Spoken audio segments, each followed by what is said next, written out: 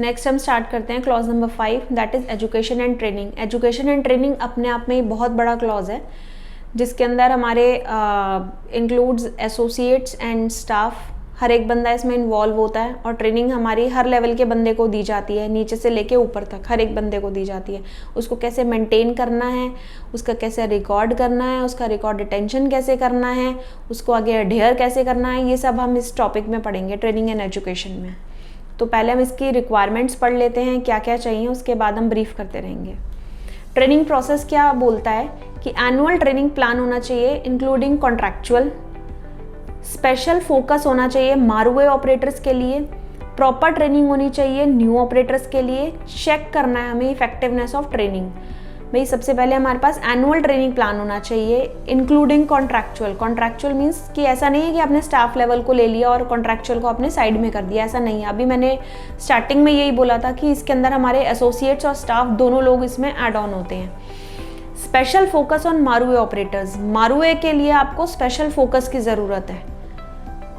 Proper training for new operator, जितने भी नए बंदे आते हैं आपको उनके ऊपर प्रॉपर फोकस देने की ज़रूरत है। Number 4 is check the effectiveness of training, जो आपने ट्रेनिंग दी है वो कितनी इफेक्टिवनेस है उसको भी आपको चेक करना है।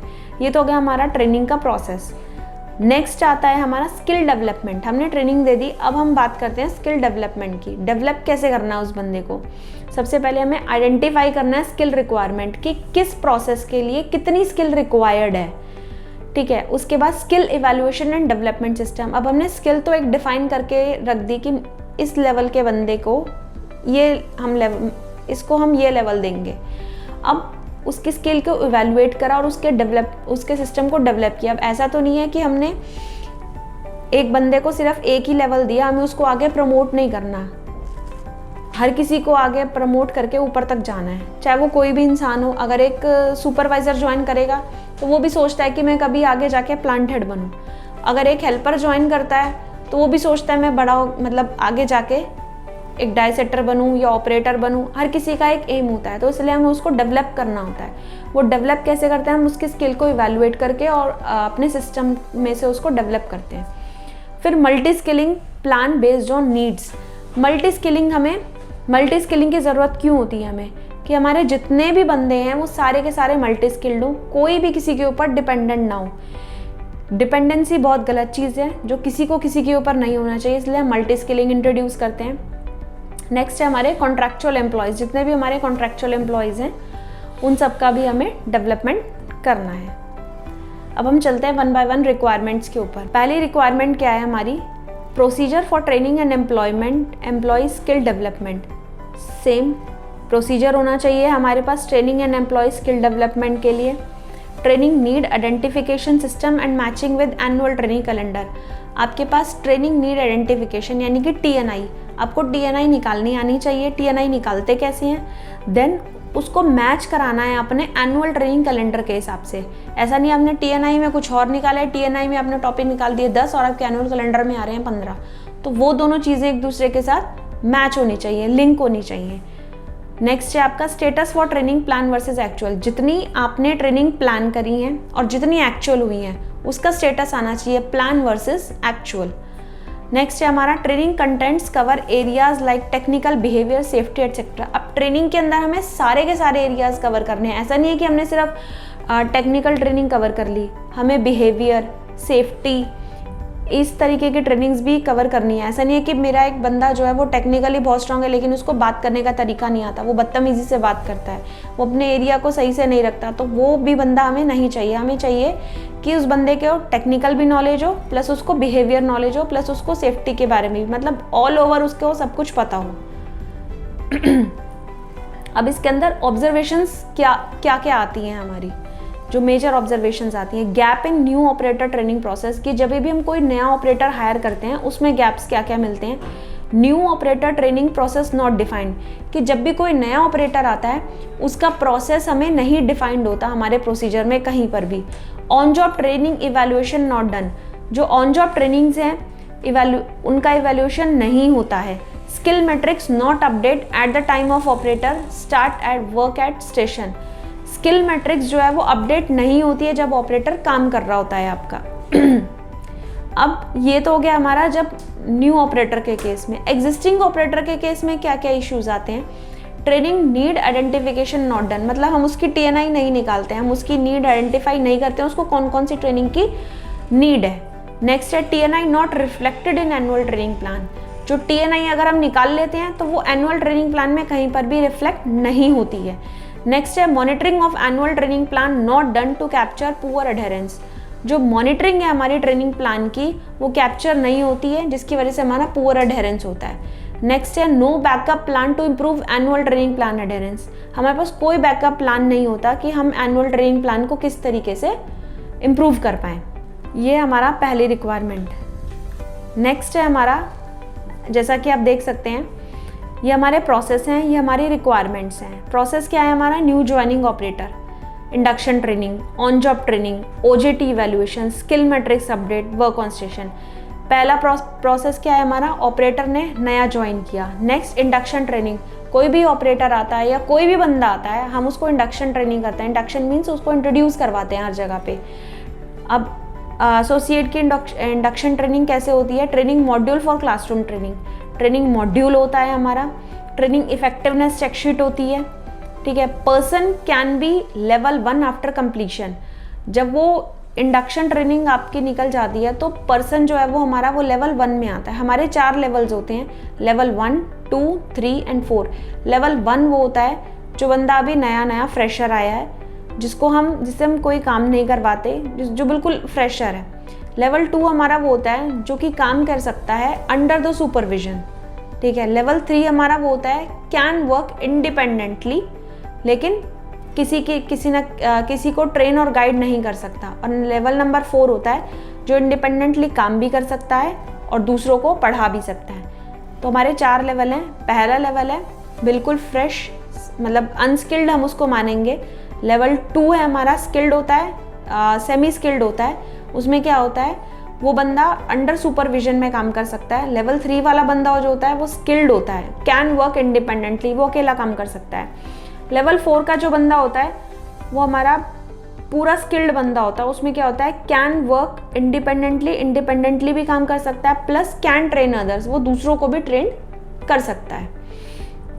तो हम ये मानते हैं कि जब हमारा इंडक्शन ट्रेनिंग होता है, इंडक्शन ट्रेनिंग के बाद जब हम उसे पढ़ाते हैं तो वो बंदा जो है वो लेवल 1 में आ जाता है। नेक्स्ट है हमारा on job training. On job training क्या होती है? ट्रेनिंग अंडर एक्सपर्ट ऑपरेटर, कि आप उसको एक्सपर्ट ऑपरेटर के साथ लगाते हो। To be recorded as 4M change in man. जब हमने 4M चेंज के बारे में पढ़ा था तो हमने पढ़ा था कि मैन रिलेटेड चेंजेस होते हैं। तो जो मैंने एक WI का जिक्र किया था उसके अंदर कि WI के अकॉर्डिंग आपको करना है। तो जब भी कोई न्यू मैन पावर आएगी आपको उसको 4M में रिकॉर्ड करना है। तो यही लाइन यहाँ पे लिखी हुई है, to be recorded as 4M change in 4M। It can be offline also in dojo. हमारा एक डोजो सेंटर होता है जहाँ पर आप लोग को पढ़ाया जाता है, जितने भी न्यू बंदे आते हैं उनको पढ़ाया जाता है। तो ये वहाँ पर किया जाता है ऑन जॉब ट्रेनिंग। अब आती है हमारी OJT इवैल्यूएशन। अब हमने OJT उसको पढ़ा दी, OJT means on job training, हमने उसको ट्रेनिंग दे दी। अब हम उसकी OJT इवैल्यूएशन करेंगे। Objective judgement to be defined. Objective judgement जो है वो हम उसकी डिफाइन करेंगे। Should include achieving 0 defect and takt time as passing criteria. हमने उसके कुछ पासिंग क्राइटेरिया डिफाइन कर रखा है। ऐसा नहीं है कि वो कितने भी मर्जी में कितनी भी देर में वो पार्ट बनाए और कितनी भी वो प्रोडक्शन करे, कितना भी वो रिजेक्शन करे, ऐसा नहीं होता है। हम एक क्राइटेरिया डिफाइन कर देते हैं कि उसको 85% एफिशिएंसी पे काम करना है, या उसको 85% प्रोडक्टिविटी देनी है, या 80% देनी है, या रिजेक्शन का हम उसको टारगेट दे देते हैं कि 0% है, 0.1 है, कुछ भी है। As per your company norms, as per company criteria हम डिफाइन करके देते हैं। जो हम डिफाइन करके देते हैं वही उनको फुलफिल करना होता है। तो अब रिमार्क्स में क्या दे रखा है हमने? पर्सन कैन बी लेवल 2 और लेवल 3 आफ्टर OJT। जैसे मैंने बताया कि लेवल 2 का बंदा जो है हमारा कैन वर्क अंडर सुपरविजन। तो यहाँ पर हमने यही लिखा है, जो ऑन जॉब ट्रेनिंग है, ट्रेनिंग अंडर एक्सपर्ट सुपरवाइजर, वो सुपरविजन के अंडर काम करेगा। अब सारे सुपरवाइजर्स के अंडर तो नहीं कर सकता, क्योंकि इतने सारे हमारे पास सुपरवाइजर्स नहीं होते कि हर एक बंदा नया आया और उसकी सुपरविजन करते रहे। नहीं, जो पुराना ऑपरेटर होता है उसकी ही नज़रों के सामने वो बंदा जो है वो ट्रेंड होता है, क्योंकि वो एक्सपर्ट होता है जो पुराना वाला होता है, और उसी की गाइडेंस में, उसी के अंडर में वो काम करता है। तो पर्सन कैन बी लेवल 2 और लेवल 3 आफ्टर OJT। जब OJT पीरियड आपका चला जाता है तो वो बंदा जो है या तो लेवल 2 में होता है या फिर वो लेवल 3 में कहा जाता है। नेक्स्ट है हमारा skill matrix update skill matrix as he goes online for working. जब भी हमारा बंदा जाता है लाइन पर काम करने के लिए तो उसको एक लाइसेंस दे दिया जाता है। जैसे आप ड्राइविंग करते हैं, कार ड्राइव करते हैं, स्कूटर ड्राइव करते हैं, स्कूटी ड्राइव करते हैं, कुछ भी ड्राइविंग करते हैं, तो आपको एक लाइसेंस दिया जाता है कि आप सर्टिफाइड हो, आप ये चला सकते हो। सिमिलरली हमारे एसोसिएट्स को एक स्किल मैट्रिक्स दी जाती है। स्किल मैट्रिक्स में उसका नाम आ जाता है कि ये बंदा लेवल 1 का है तो ये बंदा लेवल 1 का ही चला सकता है, लेवल 1 का है तो ये अभी नहीं चला सकता, लेवल 2 का है तो बंदा लेवल 2 की ही मशीन्स चला सकता है या लेवल 2 वाले क्राइटेरिया को फुलफिल करता है, तो इससे हम इतना ही काम करवाएं, इससे ज़्यादा काम ना करवाएं। ऐसे ही जैसे हमें लाइसेंस दिया जाता है, अगर हम हैवी मोटर व्हीकल चला सकते हैं तो नहीं चला सकते तो हमें वो वाला लाइसेंस नहीं मिलता, हमें लाइट मोटर वाला मिलता है। सिमिलरली ऐसे ही हमारा जो स्किल मैट्रिक्स है उसमें हमारे लेवल डिफाइंड होते हैं, लेवल 2, लेवल 3, लेवल 4, जिस भी लेवल का वो बंदा होता है उससे उतना ही काम कराया जाता है, एडिशनल काम नहीं कराया जाता। एडिशनल हमें काम करवाना है तो उसके लिए हमें उसको डेवलप करना पड़ेगा, जो भी हमने स्टार्टिंग में पढ़ा था कि हमें उसको डेवलप करना है। कैसे डेवलप करना है? लेवल 2 में आ गए तो लेवल 3 में उसको कैसे लेके जाए, उसको क्या ऐसी ट्रेनिंग्स दें कि वो लेवल 3 में जाए, फिर लेवल 3 में आ गया तो लेवल 4 में कैसे जाए। देन उसके बाद हम उसको वर्क ऑन स्टेशन पे काम करवाते हैं। और ये जो स्किल मैट्रिक्स जो होती है, ये अपडेशन होती है, ये हर मंथ में हम एक डेट फाइनल कर देते हैं। ऐसा नहीं है कि आज आपने लगा दी तो ख़त्म हो गया, नहीं, आपको उसको हर महीने रिव्यू करना और अपडेट करना है। वो हम एक डेट फिक्स कर देते हैं कि मेरे को हर महीने की 15 तारीख को या हर महीने की 10 तारीख को या हर महीने की 20 तारीख को, जो भी हम डेट डिफाइन करते हैं उस महीने में आपको स्किल मैट्रिक्स अपडेट करके वहाँ लगानी होती है, जिससे ये पता चल जाता है कि कितने नए बंदे हमारे ऑर्गेनाइजेशन में आए और कितने पुराने बंदे छोड़ के चले गए और करंट में हमारे कितने बंदे हैं। ऑन जॉब की हमारी जो ये हमने जितना भी पढ़ा है इसके लिए अलग अलग चेक शीट्स होती हैं, अलग अलग फॉर्मेट्स होते हैं, हर कंपनी के लिए अलग अलग डिज़ाइन किए होते हैं। वो यहाँ पर अभी मेरे पास नहीं है, बट जब हम इसे ब्रीफ में पढ़ेंगे बहुत ज़्यादा अंदर, क्योंकि training and education itself a big topic जो कंप्लीट एक दिन का टॉपिक है, इसको हम इतने छोटे से टाइम में कवर नहीं कर सकते हैं। तो हर किसी की अलग अलग क्वेश्चन आंसर्स हैं, फॉर्मेट्स है, चेक शीट्स है जो हमें अपडेट करनी होती है, फिल करनी होती है, क्योंकि ऐसे बोल के देने से वो लेवल 1 से लेवल 2 में, लेवल 2 से लेवल 3 में नहीं जाएगा। बहुत सारी चीज़ें होती हैं, वो जब हम एक टॉपिक करेंगे एजुकेशन एंड ट्रेनिंग का तब हम उसमें डिटेल में बताएंगे। बट अभी ये सिर्फ और सिर्फ ऊपर मतलब एक ब्रीफ डिस्क्रिप्शन है जिसके अंदर आपको ये पता है कि इसमें जाने के लिए क्या कर, लेवल 1 से लेवल 2 में जाने के लिए क्या करना है, 2 से 3 में क्या, 3 से 4 में क्या। अब हम नेक्स्ट हमारी जो रिक्वायरमेंट है वो क्या है, skill evaluation criteria for operators to be objectively defined. Skill evaluation criteria जो है वो हमारा डिफाइन होना चाहिए। Station wise skill matrix define होनी चाहिए। मेथड ऑफ स्किल इवैल्यूएशन, आप कैसे उसको इवैल्यूएट कर रहे हो, क्या प्रोसीजर है आपका। ऐसा तो नहीं है कि बस फेस देख के और नंबर दे दिया जी हाँ ये लेवल 2 का बंदा है, लेवल 3 का बंदा है, लेवल 4 का, ऐसा नहीं होता है। आपको मेथड जो है, आपको मेथड डिफाइन करना होता है, इवैल्यूएशन मेथड, कि आपको कैसे आप उसको इवैल्यूएट कर रहे हो। सुपरवाइजर ऑब्जर्वेशन और ऑपरेटर एग्जाम, भाई या तो सुपरवाइजर उसको ऑब्जर्व करेगा या फिर जो क्वेश्चन पेपर होता है वो करके देगा। अब ऐसा तो नहीं है कि आप स्कूल जाते हो, स्कूल जाने के बाद आपको प्रमोट किया जाता है क्लास में, क्लास 1 से क्लास 2 में, क्लास 2 से क्लास 3 में, तो ऐसे ही तो नहीं करते। या तो आप पेपर भर के देते हो, क्वेश्चन पेपर हर किसी के होते हैं, आंसर बोर्ड एग्जाम्स हर किसी के होते हैं, मार्किंग हर किसी की होती है, तो उन्हीं एग्जाम के बेसिस पे आपको प्रमोट किया जाता है। सिमिलरली यहाँ पर भी यही चीज़ें होती हैं कि जब आपका लेवल डेवलप किया जाता है, आपको अप किया जाता है, तो आपका क्वेश्चन आंसर्स होते हैं, टेस्ट पेपर्स होते हैं, उन्हीं के बिहाफ पे आपको अपडेट किया जाता है। Training plan for taking operator to the next level और मल्टी स्किलिंग, एक ट्रेनिंग प्लान होता है जिसके अंदर ऑपरेटर को एक नेक्स्ट लेवल पे लेके जाया जाता है मल्टी स्किलिंग के लिए। कि मेरे पास मेरा एरिया सिर्फ इतना है, मेरा एरिया है कि मुझे सिर्फ और सिर्फ प्रेस मशीनें चलानी आनी चाहिए, बट मेरा नेक्स्ट लेवल क्या होना चाहिए कि नहीं, मुझे सिर्फ प्रेस तक ही सीमित नहीं रहना है, मुझे वेल्ड में भी जाना है, मुझे वेल्ड की मशीनें भी सीखनी है। तो वो होता है मल्टी स्किलिंग, कि अगर मेरा बंदा प्रेस से सर्टिफाइड है, प्रेस के उसको हर एक उसको थ्रू आउट प्रेस में कहीं पर भी लगा दो, वो बंदा कहीं पर भी कर लेगा काम। लेकिन अब क्या है, प्रेस में तो वो एक्सपर्टाइज हो गया, अब मल्टी स्किलिंग मुझे करनी है, मुझे उसको वेल्डिंग पे भेजना है, तो वेल्डिंग पे भेजने के लिए मुझे उसको ट्रेनिंग देनी पड़ेगी। तो वो हमारे पास एक प्लान होना चाहिए कि हमें किस किस बंदे को करवाना है या नहीं करवाना है। हम हर बंदे को नहीं करवा सकते, हमारी नीड होती है कि हमें किसको मल्टी स्किल करना है और किसको नहीं करना है। तो आपके पास पूरा एक ट्रेनिंग प्लान होना चाहिए। Periodic check of operator skill level, operator का जो स्किल लेवल है उसको चेक करने के लिए भी एक पीरियोडिकली चेक होना चाहिए, जैसे कि operator observance check sheet as per plan. Operator कैसे काम कर रहा है उसकी ऑब्जर्वेंस भी हमें करनी ज़रूरी है।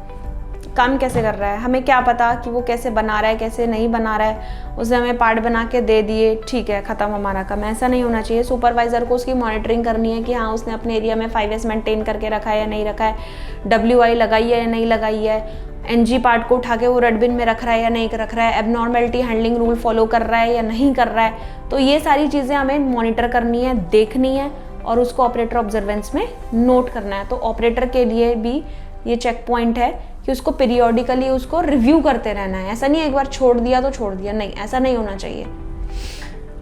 अब इस सिस्टम के अंदर हमें गैप्स क्या क्या मिलते हैं, हमें गैप मिलता है कि supervisor judging the skill level as per his own judgement, no guideline check point defined for supervisor regarding skill assessment. जैसा अभी हमने बोला कि आप उसको देख के, ऑपरेटर को देख के कि हाँ ये तो मेरा अपना है, ये तो मेरा रिश्तेदार है, ये मेरे भाई का लड़का है, मेरे चाचा का लड़का है, ऐसा नहीं होना चाहिए। आपको प्रॉपर एक जजमेंट देनी है। उसको जजमेंट कैसे दोगे आप उसको, आपके पास क्राइटेरिया होना चाहिए, मेथड होना चाहिए, जो अभी हमने पहले बताया कि मतलब क्लास से प्रमोट करने के लिए हम उसे टेस्ट पेपर्स देते हैं, क्वेश्चन पेपर्स देते हैं, तो ये होना चाहिए। सुपरवाइज़र अपनी मर्जी से अपने अकॉर्डिंग उसको जजमेंट नहीं दे सकता है। हाँ उसके पास क्वेश्चन पेपर है, एविडेंस है, वो दिखा सकता है हाँ ठीक है इसने इसमें 10 में से 10 स्कोर किए हैं, इसलिए मैंने इसको A ग्रेड दिया है, इसलिए मैंने इसको लेवल 4 पे दिया है। अगर उसने 10 में से 5 स्कोर किया है तो मैंने उसको ये ग्रेड दिया है। तो आपके पास रिटर्न में डॉक्यूमेंट होना चाहिए। तो हमारा जो मिनिमम टाइम पीरियड है working on station not defined before assigning to multi skilling और नेक्स्ट लेवल। ऐसा नहीं है कि हमने टाइम फ्रेम नहीं किया है, मतलब फिक्स नहीं किया है और हमने उसको उठा के दे दिया, ऐसा नहीं होना चाहिए। आपको एक वीक डिफाइन करना है कि मुझे इस मंथ में, इस वीक में इसको नेक्स्ट लेवल पे भेजना है, तो मेरे पास प्रॉपर प्लानिंग होनी चाहिए। ऐसा नहीं होना चाहिए मेरे पास प्रेस में बंदे नहीं है और मैंने उठा के उसको मल्टी स्किलिंग के लिए दूसरे प्रोसेस में भेज दिया, ऐसा नहीं होना चाहिए। आपके पास प्रॉपर प्लानिंग के साथ आपको काम करना है, प्रॉपर प्लानिंग के साथ। नेक्स्ट है हमारा minimum skill level not defined for each operation. हमारे जितने भी ऑपरेशंस होते हैं, कुछ ऑपरेशंस हमारे ऐसे होते हैं जहाँ पर हमें पुराना बंदा चाहिए होता है यहाँ पर, या फिर जहाँ पे हमें ऐसा बंदा चाहिए होता है जिसके स्किल लेवल जो है वो बहुत अच्छा होना चाहिए। तो हमें इस तरीके के ऑपरेशंस को डिफाइन करना होता है कि मिनिमम सारे प्रोसेस पे L2 का बंदा काम कर लेगा या L3 का काम कर लेगा, बट कुछ ऐसे प्रोसेसेस हैं, कुछ ऐसे क्रिटिकल प्रोसेसेस हैं जहाँ पर नहीं, मुझे सिर्फ L3 का बंदा ही चाहिए, मैं इस प्रोसेस के ऊपर L2 का बंदा नहीं लगा सकता या नहीं लगा सकती। तो आपको इस तरीके से मिनिमम लेवल डिफाइन करने होते हैं। अब 98% suppliers don't have proper skill matrix evaluation system. आप समझ रहे हैं 98% सप्लायर्स के पास proper skill matrix evaluation system ही नहीं होता है। अडियर करना तो बहुत दूर की बात है, उनके पास सिस्टम ही नहीं होता है कि हम उसको कैसे एक लेवल से दूसरे लेवल के ऊपर लेके जाएंगे। तो ये सब चीज़ें आपके पास नहीं होनी चाहिए, ऐसा नहीं होना चाहिए। आपके पास प्रॉपर होना चाहिए प्लानिंग। नेक्स्ट है हमारा training schedule for new worker associates. जब भी कोई नया बंदा आता है तो उसके लिए क्या क्या चीज़ें होनी चाहिए, आपके पास प्रॉपर एक शेड्यूल होना चाहिए कि डे 1 में हम उसे क्या पढ़ाएंगे, डे 2 में क्या पढ़ाएंगे, डे 3 में क्या पढ़ाएंगे। ये सब चीज़ें आपके पास रिटर्न होनी चाहिए। ये होती हैं बेसिकली हर कंपनी की अलग अलग। ऐसा नहीं है कि एक टाइम किसी ने फ्रीज कर दी और वही हमेशा लगी रहेंगी। अलग अलग कंपनी की अलग अलग मॉड्यूल्स होते हैं, वो अलग अलग बताते हैं। जैसे डे 1 में आपने उसको बेसिक चीज़ें बताएंगे, कंपनी के रूल्स एंड रेगुलेशंस, 5S के ऊपर, सेफ्टी के ऊपर, कंपनी के अंदर किससे कैसे बात करनी है, कैसे नहीं, बेसिक चीज़ें होती हैं। नेक्स्ट फिर हम डे 2 के अंदर थोड़ा सा प्रोसेस के बारे में बताएंगे और प्रोसेस के बारे में बता के हम उसको लाइन के ऊपर भेजेंगे। देन थर्ड डे भी हम उसको थोड़ा सा प्रोसेस के बारे में बताएंगे एंड देन लाइन के ऊपर भेजेंगे OJT के लिए। देन हम उसका, जब उन 3 दिनों में हमने उसे पढ़ा दिया, फिर हम उसका टेस्ट लेंगे, लेवल 1 का टेस्ट लेंगे। जब वो क्वालिफाई कर जाएगा लेवल 1 के टेस्ट में, तब हम उसे मूव ऑन करेंगे लेवल 2 के लिए। तो इस तरीके से हमारा शेड्यूल प्लान होता है, डे 1 में ये करना है, डे 2 में ये करना है, डे 3 में ये करना है। तो ये कंपनी टू कंपनी वेरी करता है। अगर हम विक्टोरा की बात करें तो विक्टोरा के अंदर जब एक बंदा एंटर करता है न्यू ऑपरेटर, तो वो डे 1 से लेके और डे 13 तक, 13 या 14, डे 14 में वो बंदा लेवल 3 का बन जाता है। सारे टेस्ट पेपर्स क्वालिफाई करने के बाद तब वो बंदा L3 का बन जाता है। ये विक्टोरा का रूल है। नेक्स्ट है हमारा, training record should be evident as per APQP master plan. जो आपका ट्रेनिंग रिकॉर्ड है APQP मास्टर प्लान के अकॉर्डिंग होना चाहिए। अब इसके अंदर गैप्स क्या आते हैं, प्री SOP ट्रेनिंग्स, जब आपका पार्ट जो है वो SOP में नहीं आता, SOP means start of production में जब नहीं आता, उससे पहले कि मैं ट्रेनिंग्स का रिकॉर्ड अवेलेबल नहीं रहता, ये गैप्स आते हैं। No training is plan for common operation such as machining, change point details and new model information sheet not prepared for operator education. Trainings जो होती हैं वो प्लान नहीं होती हैं कॉमन ऑपरेशंस के लिए। Change point details and new model information sheet not prepared for operator education. Method of teaching to operator, जो ऑपरेटर को कैसे पढ़ाना है, क्या मेथड है, वो नहीं होता है defined. In many cases teaching method of supervisor is not correct. जो सुपरवाइजर उनको पढ़ा रहा है उनका पढ़ाने का तरीका सही नहीं होता या उन्हें आता नहीं है। Teach operator to understand the steps in WI and work according to it. अब WI वर्क इंस्ट्रक्शन होती है हमारी, उसके अकॉर्डिंग वो उसको नहीं बताता है। तो आपको किसी को बताने से पहले आपको खुद को आना चाहिए। तो सुपरवाइज़र की ये जिम्मेवारी बनती है कि पहले वो खुद पढ़े WI में क्या क्या स्टेप्स हैं, क्या क्या नहीं है, और उसके बाद वो आपको आके बताए। Training content should also educate that if operator produce NG parts what are the consequences of defects on the customer। आपको जब भी आप ट्रेनिंग देते हो किसी एसोसिएट को, तो आपको उसको ये ज़रूर बताना है कि अगर आप गलत पार्ट या डिफेक्ट आप प्रोड्यूस कर दोगे तो इसका होने वाला इफ़ेक्ट जो है वो कस्टमर पे कैसे पड़ेगा और कितना पड़ेगा। क्योंकि जब तक आप उसको उसका इफ़ेक्ट नहीं बताओगे उसको कोई मतलब नहीं रहेगा, कोई भी मतलब नहीं रहेगा उसको। तो इट इज़ मैंडेटरी कि आप जो ट्रेनिंग दे रहे हो, ट्रेनिंग के अंदर हर एक चीज़ आए, पॉजिटिव चीज़ें भी आएँ और नेगेटिव चीज़ें भी आएँ, दोनों को क्लब करके आपका जो ट्रेनिंग का टॉपिक है वो कंप्लीट होता है। नेक्स्ट रिक्वायरमेंट है हमारी, supervisor require special skills like delivering education to operator, communication skill, management skill, crisis management, abnormal situation handling. Training content for supervisor should be adequately defined. अब क्या होता है कि जो सुपरवाइज़र का जो स्किल है, किस तरीके से वो एजुकेशन डिलीवर कर रहा है, किस तरीके से वो ऑपरेटर के साथ बात कर रहा है, कैसे उनको हैंडल कर रहा है, ये सब चीज़ें भी आनी चाहिए। ऐसा नहीं है कि अब एक सुपरवाइज़र जो है वो अपने ऑपरेटर्स के साथ, एसोसिएट के साथ अब्यूजिव लैंग्वेज यूज़ करेगा, तो ऐसा नहीं होना चाहिए। उसको भी क्या बोलते हैं, उसकी भी सेल्फ रिस्पेक्ट है, तो उसको भी आपको ढंग से बात करनी है, उसके साथ भी आपको ढंग से कम्युनिकेट करना है। जब तक आप उसके साथ ढंग से कम्युनिकेट नहीं करोगे वो आपका सपोर्ट नहीं करेगा, वो आपकी चीज़ों को अंडरस्टैंड नहीं करेगा। तो सुपरवाइज़र के अंदर भी ये स्किल होना चाहिए कि उसको कैसे अपनी बातें जो है वो अपने एसोसिएट को डिलीवर करनी है और उससे वो आउटपुट लेनी है। तो देना और लेना, ये दोनों चीज़ें जो हैं वो सुपरवाइज़र के हाथों में होती हैं। उसके बाद roles and responsibilities of supervisor to be clearly defined. जितनी भी हमारी रोल्स एंड रिस्पॉन्सिबिलिटीज़ हैं सुपरवाइज़र की, वो डिफाइंड होनी चाहिए। ऐसा नहीं है कि सुपरवाइज़र कभी कहाँ बैठा है, कभी कहाँ बैठा है, उसके मन में आ गया तो उसने ये काम कर लिया, उसके मन में नहीं आया तो उसने काम ये नहीं किया। तो प्रॉपर रोल्स एंड रिस्पॉन्सिबिलिटीज़ जो हैं वो डिफाइंड होनी चाहिए। अब इसके अंदर गैप क्या आता है सुपरवाइज़र की ट्रेनिंग के अंदर, कि supervisor roles and responsibilities are either not defined और नॉट एजुकेटेड। या तो उसकी रिस्पॉन्सिबिलिटीज डिफाइंड नहीं होती हैं या फिर उसको पता नहीं होती है। Refresher training should be planned for supervisor periodically. अब सुपरवाइजर बन गया, इट मीन्स ये नहीं है कि उसकी ट्रेनिंग ही नहीं होगी, भाई पीरियोडिकली ट्रेनिंग तो होनी चाहिए।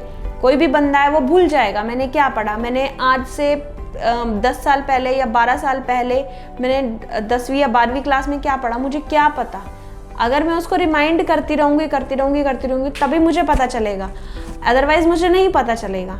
तो इट इज़ मैंडेटरी कि आप उसको रिफ्रेशर ट्रेनिंग देते रहो बार बार, क्योंकि जब तक आप उसको रिफ्रेशर ट्रेनिंग नहीं दोगे वो आगे उन सब चीज़ों को डिलीवर नहीं कर पाएगा। तो ये ज़रूरी है कि आपको उसको ट्रेनिंग्स देनी है। नेक्स्ट रिक्वायरमेंट क्या आती है हमारी, स्पेशल एजुकेशन करिकुलम, मारूए process training and other special process training required, certificate for special training is better. अब कुछ हमारे प्रोसेसेस होते हैं स्पेशल, जैसे मैंने अभी बताया था कि मिनिमम लेवल हमें डिफाइन करना है कुछ ऑपरेशंस के लिए, तो हमारे कुछ स्पेशल प्रोसेसेस होते हैं, जैसे कि मारूए। मारूए क्या होता है, मारूए हमारा ऐसा प्रोसेस होता है, ऐसी वेल्डिंग होती है, ऐसा ऑपरेशन होता है जिसके ख़राब होने से, जिसके टूटने से जो हमारा कस्टमर एंड है या जो यूज़र है उसके लाइफ को खतरा हो सकता है, आइदर उसकी जान भी जा सकती है और वो इंजर्ड भी हो सकता है बहुत बुरे तरीके से। तो मारूए एक ऐसा प्रोसेस है, ऐसा ऑपरेशन है, ऐसी वेल्डिंग है जिसमें आपको बहुत स्पेशल फोकस की ज़रूरत होती है, जहाँ पर आपको सिर्फ और सिर्फ स्किल्ड बंदा ही लगाना है, वहाँ पर आप अनस्किल्ड बंदा नहीं लगा सकते। फॉर एग्जांपल हमारा ब्रेक है, गाड़ी का ब्रेक है, अगर वो ब्रेक काम नहीं किया तो उससे या तो बंदे की जान चली जाएगी या एक्सीडेंट होगा बहुत गंदे तरीके वाला, ठीक है। तो दैट इज़ मारूए। अब गाड़ी का स्टीयरिंग है, स्टीयरिंग अगर ढंग से नहीं घूमा, इधर नहीं हुआ उधर नहीं हुआ, तो कुछ चीज़ें हैं हमारी जो मारूए हैं, ठीक है। तो वहाँ पर आपको स्पेशल ट्रेनिंग की ज़रूरत है, स्पेशल फोकस की ज़रूरत है और स्पेशल बंदे की ज़रूरत है। तो वहाँ पर आपको स्पेशल ट्रेनिंग प्रोग्राम करवाना पड़ेगा। और इट्स बेटर कि आप वो जो मारूए वाले प्रोसेसेस हैं आप उनको एक स्पेशल आइडेंटिफिकेशन के साथ आइदर उनको सर्टिफिकेट प्रोवाइड करो या फिर उन्हीं ऑपरेटर्स को या उन स्टेशंस को आप एक पर्टिकुलरली आइडेंटिफाई करके दो कि हाँ ये मेरा स्पेशल प्रोसेस है, स्पेशल फोकस है, स्पेशल ऑपरेटर है, इस पर मैंने स्पेशल फोकस दे रखा है, ताकि सामने वाले बंदे का ध्यान बिल्कुल अट्रैक्ट हो उसकी तरफ कि हाँ ये मेरा प्रोसेस स्पेशल है और उस पर मैंने स्पेशल अटेंशन दे रखा है। Training for critical and special process is required, वही जो अभी बताया है कि उन स्टेशंस के लिए, उन एरियाज़ के लिए हमें ट्रेनिंग्स जो है वो बहुत नेसेसरी है। अब गैप्स क्या आते हैं इसके अंदर, training for critical and special processes is not done, training नहीं की जाती है। For example operator on heat treatment, information on micro structure and for welding operator, information on types of welding defect to be planned. भाई welding operator के लिए क्या होता है कि कितने तरीके की वेल्डिंग है, उसमें क्या क्या डिफेक्ट आते हैं ये उनको पता होने चाहिए, प्लान होने चाहिए। Qualification criteria for training and skill evaluation of special operation not defined, qualification criteria for training and skill evaluation of special operations के लिए डिफाइन नहीं होता है। तो आपको ऐसा नहीं करना है, आपको स्पेशल फोकस रखना है इन स्पेशल ट्रेनिंग्स के ऊपर, स्पेशल एरियाज़ के ऊपर, क्रिटिकल स्टेशंस के ऊपर स्पेशल फोकस आपको करना है। नेक्स्ट है हमारा inspector skill need to be periodically monitored, defect part catching should be performed at line speed. Inspector जो होता है वो हमारा क्या होता है, बहुत इंपॉर्टेंट रोल होता है इंस्पेक्टर का। क्यों? क्योंकि उससे चेक किया हुआ पार्ट हमारा डायरेक्ट जाता है कस्टमर एंड के पास। प्रोसेस से बना हुआ पार्ट आता है हमारा पीडीआई में, पीडीआई में कौन चेक करता है? इंस्पेक्टर। अब इंस्पेक्टर से अगर गलती से भी कुछ भी गलती हो गई तो वो पार्ट हमारा जाएगा सीधा का सीधा लाइन, कस्टमर की लाइन के ऊपर। तो इंस्पेक्टर का रोल बहुत इंपॉर्टेंट है। तो इंस्पेक्टर का जो स्किल है वो पीरियोडिकली मॉनिटर होना चाहिए, डेली बेसिस पे या वीकली बेसिस पे या जो भी as per defined company norms और मैनुअल। तो defect part catching should be performed at line speed, जो उसकी स्पीड है ना डिफेक्ट पकड़ने की वो बहुत ज़्यादा जल्दी होनी चाहिए। ऐसा नहीं है कि वो घंटे लगाता रहे चेक करने में और तब जाके ढूंढे, ऐसा नहीं होना चाहिए। उसकी स्पीड जो है बहुत अच्छी होनी चाहिए। अब इसमें ऑब्जर्वेशंस क्या क्या आई हैं, method of periodic skill assessment not defined, जो पीरियोडिक स्किल का मेथड है वो डिफाइन नहीं होता है, कब करना है हमें। For example for evaluating skill supervisor can judge it by mixing some engine OK parts, then judge the ability of at line speed. अब जो सुपरवाइज़र है वो क्या करता है कि एनजी पार्ट को ओके में मिक्स कर देता है और जज करता है उसकी एबिलिटी को, बट आपको ऐसा नहीं करना है. आपको प्रॉपर उसका एक डिफाइन करना है कि मैं इतने पार्ट ओके रखूँगा, इतने पार्ट एनजी रखूँगा. ऐसा नहीं होना चाहिए कि जब आपका मन आया आपने 2 पार्ट डाल दिए, जब आपका मन आया तब आपने 5 पार्ट डाल दिए. ऐसा नहीं होना चाहिए, डिफाइंड होना चाहिए वो हर जगह पे. If special process operator make mistake then what kind of action does the supervisor take is not defined. ये हमारा स्पेशल प्रोसेस है, पीडीआई भी मारूए भी. अगर वहाँ पर गलती करने के चांसेस का मतलब है बहुत बड़े खतरे को इनवाइट करना. अगर आपका जो बंदा है, इंस्पेक्टर है, अगर वो गलत पार्ट चेक कर देता है तो आपको उसके लिए एक्शन भी स्ट्रिक्ट लेना पड़ेगा. ऐसा नहीं है कि आपको उसके लिए एक्शन ढीला सा लेके और छोड़ दिया, ऐसा नहीं करना. तो क्या स्पेशल एक्शन आप लोगे वो भी डिफाइन होना चाहिए. उसके बाद है नेक्स्ट, आप देख रहे हैं यहाँ लिखा है 73% supplier don't have periodic review of skill. 73% suppliers हमारे ऐसे हैं जिनके पास पीरियोडिक रिव्यू का कोई स्किल का सिस्टम ही नहीं है, वो करते ही नहीं है ऐसा कुछ. तो ये आपके पास नहीं होना चाहिए.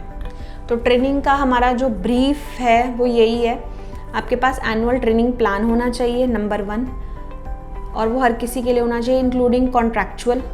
ठीक है. उसके बाद आपके पास न्यू ऑपरेटर का प्रोसीजर होना चाहिए, स्किल डेवलपमेंट का आपके पास प्रोसीजर होना चाहिए, मल्टी स्किलिंग का आपके पास प्रोसीजर होना चाहिए, और बंदे को आप कैसे कैसे लेवल से कहाँ पर उसको किस तरीके से डेवलप करते हो वो आपके पास रिटर्न में होना चाहिए.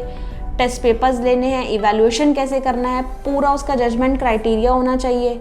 देन स्पेशल ट्रेनिंग्स आपके पास मेंशन होनी चाहिए कि कौन कौन से स्पेशल ट्रेनिंग्स हैं आपकी. स्पेशल ट्रेनिंग्स के बाद आपको अगर उसमें कुछ गलती हो जाती है तो फिर आप क्या एक्शन लेंगे वो इसमें डिफाइंड होना चाहिए. TNI निकालनी आनी चाहिए. TNI निकालते हो तो उसको मैच करना चाहिए एनुअल कैलेंडर के साथ. तो ये सारी की सारी ब्रीफ समरी मैंने आपको बताई है. बाकी training itself a big clause. इसको पढ़ने के लिए पूरा का पूरा एक दिन चाहिए. जब हमारे नेक्स्ट फिर हम इसको फर्दर आगे डिस्कस करेंगे, बट अभी जो क्रीम थी, जो बुलेट पॉइंट्स थे वो यही हैं. That's all for education and training clause. Thank you. Next हम मूव ऑन करेंगे क्लॉज नंबर 6 की तरफ.